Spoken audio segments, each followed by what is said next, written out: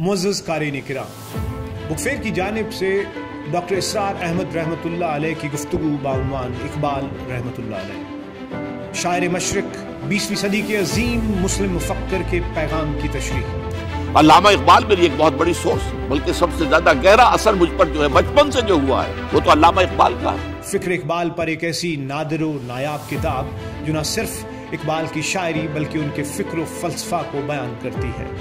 फिर अल्लामा इकबाल ने मगरबी फिक्र पर शदीद तनकीद, बहुत बड़ा नाक़िद, और खास तौर पर मगरबी तहजीब जो है उसकी नफी।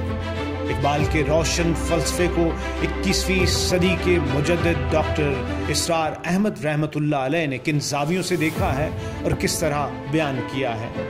और इस सब से बढ़कर वो तजदीद मिल्लत इस्लामी का अलमबरदार बनकर सामने आया।